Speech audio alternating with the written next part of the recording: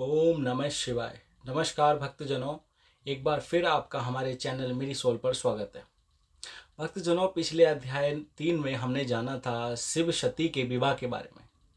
हमने जाना था विवाह संपन्न होने के बाद उनको कैसे कंगना खिलाया जाता है। अब इस अध्याय 4 में हम जानेंगे शिव सती का मिलन। अब सती का अपने घर से विदाई हो रहा है, यानी कि जब शादी के बाद अपने घर से बेटी का विदाई होता उस वक्त उसके माँ बाप कितने रोते हैं। कहते हैं, कुछ कहते हैं कि पापा जो होते हैं बेटी के वो नहीं रोते, लेकिन पिता भी रोता है, वो अंदर ही अंदर बहुत रोता है। और पिता ये कहता है अपनी पुत्री अपनी सती से कि बेटी, हमने अपने माँ बाप का कार्य पूर्ण किया, अब तुम शिव शंकर के साथ अपनी धर्म पत्नी व्रता का जो कार्य है वो पूर्ण करो और ऐसी जोत जगाओ ताकि सारी पत्नी समुदाय को एक आप उनको प्रेरणा मिले कि हाँ, सती ने अपने पति शिव जी की कैसी पूजा अर्चना की, कैसे अपना जीवन व्यतीत किया उनके साथ। अब विदाई हो रही है। विदाई के बाद सती की माता पिता सब रो रहे हैं। विदाई उपरांत सब कुछ होके अब विदाई हो गई। अब क्या है, शिव जो है अपनी पत्नी यानी कि सती को अपने साथ अपने कैलाश पर्वत ले गए। उसके बाद सभी लोग अपने यहाँ चले गए। बाद में भ्रमण करते हुए नारायण नारायण पूछे नीचे कैलाश पर, और जाके क्या देखते हैं कि शिव जी अभी भी अपनी भक्ति में लीन है और माता सती भी शिव जी की भक्ति में लीन है। अब वो ऐसा दृश्य देख आश्चर्यचकित हैं। वो सोच रहे हैं कि इन्होंने घर ग्रहण नहीं किया, शादी के बाद कैलाश पर आके ही भक्ति में ही लीन हो गए। अब उन्होंने उनको बिना डिस्टर्ब किए बिना परेशान किए वहाँ से शीघ्र अतिशीघ्र इंद्र के पास जाते हैं और जाते हैं इंद्र देवता के पास। वहाँ जाके वहाँ का जो व्याख्यान है जो उन्होंने देखा है वो उन्हें सुनाते हैं और कहते हैं, देवराज इंद्र, आप यहाँ अपनी पत्नी सची के साथ इनका अप्सराओं का नृत्य देख रहे हैं, आनंदित हो रहे हैं। उधर मैं देख के आ रहा हूँ कि भगवान शिव शादी के बाद यानी कि विवाह के बाद भी अपना घर गृहस्थी नहीं बसाई है। वो कैलाश पर्वत पर अभी भी समाधि लगा के बैठे हैं और यहाँ तक कि माता सती भी उनकी ही भक्ति कर रही हैं, शिव जी की। अब इस पश्चात सची जो हैं इंद्रदेव की जो पत्नी है, उनको खराब लगता है कि शादी के बाद इंसान को अपना घर गृहस्थी बसाना होता है। अब शिव शंकर ऐसा नहीं कर रहे हैं। अब ऐसे में शिव शंकर और माता पार्वती अपनी भक्ति में लीन है। तब सची और इंद्रदेव को ध्यान आता है कि इनकी तपस्या भंग करनी पड़ेगी। इन्हें अपनी घर गृहस्थी बसाने के लिए हमें किसी तरह से कोई चाल कोई कुछ सोचना पड़ेगा इनके बारे में। तब इनको ध्यान आता है कामदेव का, कि इस कार्य को कामदेव ही सिद्ध कर सकते हैं। तब इन्होंने कामदेव का आह्वान किया। कामदेव अपनी पत्नी रति के साथ आते हैं और जाके कैलाश पर्वत पर पहले जाके नृत्य करते हैं, परावन नृत्य करते हैं। तब देखते हैं कि शिव जी की तपस्या में कोई विघ्न नहीं आया, कोई रुकावट नहीं आ रही। साथ ही यहाँ तक कि माता सती भी उन्हें कोई आपत्ति नहीं हुई। उसके बाद नृत्य खत्म होता, बाद में देखते उनका प्रयास असफल हो गया।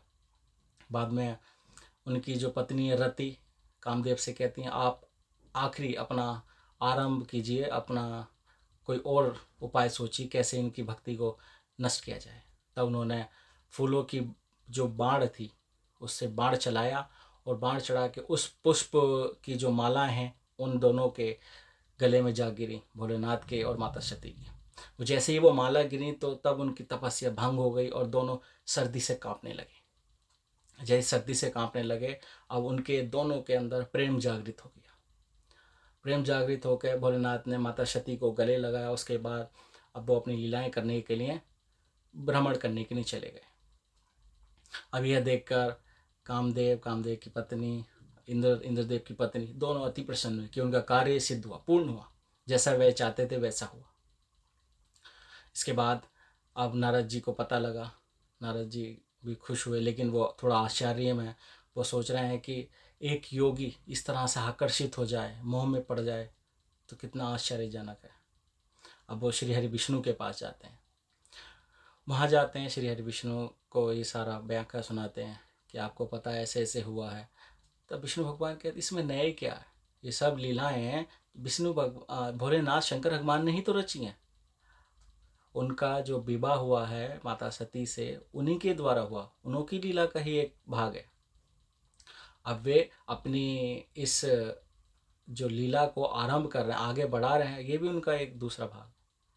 तो अब इसमें आश्चर्यचकित होने की कोई बात नहीं है नारद जी। तब ये कहते हैं ठीक है। अब उसके बाद उन्हें एक और रहस्य की बात बताते हैं। आपको मैं एक बात बताता हूँ कि पिछले मनवंतर की बात है कि जब मेरे मन में भगवान शंकर के प्रति बहुत भक्ति जागी थी, तब मैं सोच रहा था भगवान जी की, भोलेनाथ की मैं पूजा अर्चना करूं और उनको 1000 कमलों से, कमल जो उनके साथ पूजा के साथ मंत्र के साथ अर्पण करूं। अब श्री हरि विष्णु 1000 पुष्प चुन कर लाते हैं और हर मंत्र के साथ पुष्प को चढ़ाते हैं। अब ऐसे करते करते वो 80, 800, 900 तक चले जाए, तब भोलेनाथ वहाँ प्रकट होते हैं। देखते हैं उनकी पूजा अर्चना से खुश होकर वो उनको एक चालाकी सूझती है। तो जो 1000 पुष्प जो चुन के लाए श्री हरि, उसमें से एक फूल अपने पास खींच लेते हैं, अपने पास रख लेते हैं। अब उधर देखते हैं 999 ही कमल बचे। अब एक कहाँ है एक? अब उन्होंने संकल्प लिया है इस चीज़ का कि मैं आपको आपके इस मंत्र के साथ, नामों के मंत्र के साथ मैं 1000 पुष्प अर्पण करूँगा। अब एक बच गया। तब उनके अंदर से एक आवाज़ आती है कि विष्णु भगवान, आपके जो नेत्र हैं वो भी कमल के ही अधीन है, कमल समान है, आप अपने नेत्र को दान कर सकते हैं। तब वो ऐसे में एक बाण लेते हैं, बाण प्रस्तुत करते हैं और अपने नेत्र ही देने वाले होते, दान करने वाले होते, तभी शिव शंकर उनके सामने प्रकट हो जाते हैं और कहते हैं नहीं, ब्रह्मा विष्णु महेश एक ही रूप है, आपकी मैं भक्ति से बहुत प्रसन्न हुआ। इस पृथ्वी पर हम तीनों का रहना बहुत ही आवश्यक है।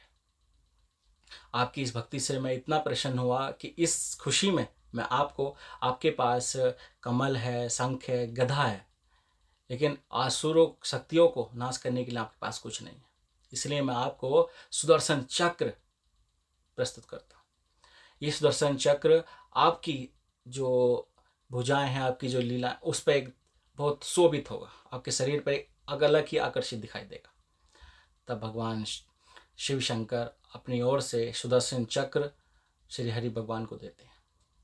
तो दोस्तों, ये थी अध्याय 4 की एक छोटी सी व्याख्या।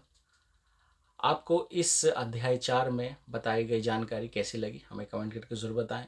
वीडियो अगर पसंद आई हो तो वीडियो को लाइक करें, सब्सक्राइब करें। चलिए मिलते हैं आने वाले अध्याय 5 में और जानेंगे नंदी की उत्पत्ति के बारे में। तब तक अपना ख्याल रखिए, सुरक्षित रहिए। जय शिव शंकर, जय भोलेनाथ, जय शिव शंकर।